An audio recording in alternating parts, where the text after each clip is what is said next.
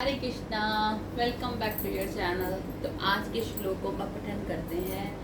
मयि सर्वाणि कर्माणि संन्यास संदासो समचेतसा निराशी निर्ममो भूत्वा युधस्य विगत ज्वरः।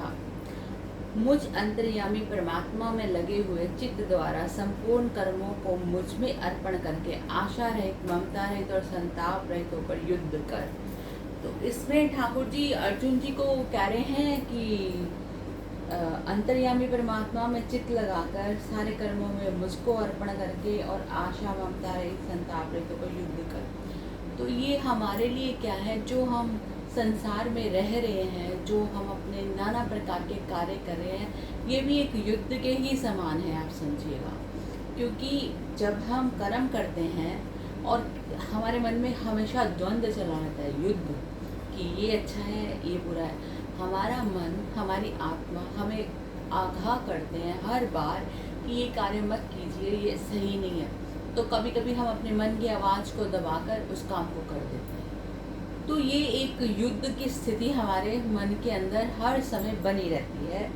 तो भगवान कहते हैं कि मुझ अंतर्यामी परमात्मा में, जो अंदर से आवाज़ दे रहे हैं, आपको बता रहे हैं कि ये गलत है, ये सही है, और आप अपनी इच्छा अनुसार जो कार्य कर रहे हैं उनको छोड़कर, जो परमात्मा में लगे हुए चित्त द्वारा, जो परमात्मा में लगा हुआ मन है, बुद्धि है, उसके द्वारा कर्मों को मुझ में अर्पण कर दे। सारे कर्मों का उनके ऊपर अर्पण कर दो कि जो भी हम करते हैं, जैसा भी करते हैं, श्री कृष्ण अर्पणास्तु करके, आशा रहित, ममता रहित। ये कहना बहुत आसान है कि आशा रहित हो जाओ, कि किसी से किसी चीज़ की आशा मत रखो कि कोई तुम्हारी हेल्प करेगा, कोई तुम्हारी सेवा करेगा। ममता रहित, किसी से आपको प्यार नहीं है, समदृष्टि है, एक जैसे हो। संताप रहित, और कोई भी आपको परेशान कर रहा है या अपने शारीरिक किसी व्याधि से व्यथित हैं, संताप रहित हो जाओ, दुखों से रहित हो जाओ और युद्ध करो। तो अपना कर्म करते हैं। युद्ध मतलब जो हम कर्म कर रहे हैं, जो संसार में अपना कर्तव्य निभा रहे हैं, जो द्वंद्व युक्त जीवन जी रहे हैं, उसको युद्ध कह रहे हैं।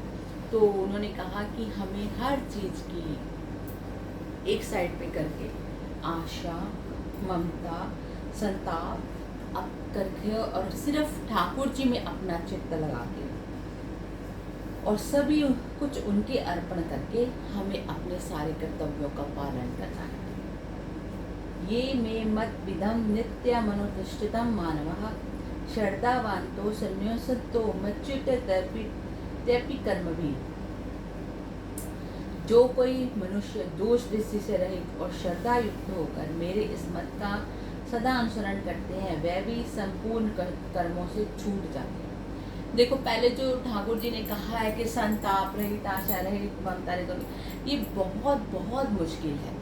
मगर अगर हम इसके ऊपर काम करें और जो दोष दृष्टि से रहित हो जाएं कि हाँ, ये अच्छा है, ये बुरा है, जो भी हो रहा है ठाकुर जी कर रहे हैं, अच्छा ही कर रहे हैं, और श्रद्धा युक्त हो जाएं कि मेरे परमात्मा मेरे लिए हमेशा अच्छा ही करती है। और इस थिंकिंग के साथ, इस सोच के साथ हम उनके मत का अनुसरण करते हैं। मत का अनुसरण मतलब कि जो भी ठाकुर जी ने हमारे लिए कर्तव्य कर्म निहित किए हैं कि ये करना है आपको, और ममता रहित होकर, संताप रहित होकर, द्वंद्व रहित होकर करना है, उस मत का अनुसरण करते हैं, उस बात को मानते हैं, तो वह भी संपूर्ण कर्मों से छूट जाते हैं। वो भी संपूर्ण कर्मों से छूट जाते हैं। क्यों, कैसे? कि देखिए, जब हम किसी चीज़ के करता ही नहीं है, जो भी कर रहे हैं भगवान ही कर रहे हैं, और अगर हम कुछ कार्य कर भी रहे हैं, हम उनको कृष्ण अर्पणस्तु कर रहे हैं कि आपके अर्पण है, तो किसी चीज़ की हमें आशा नहीं है।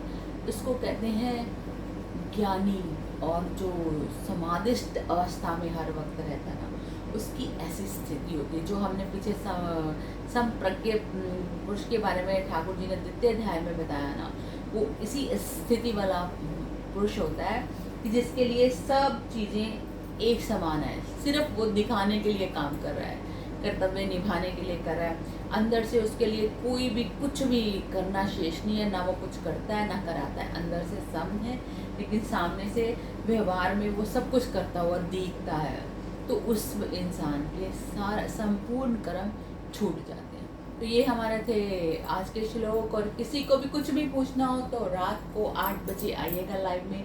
राधे राधे।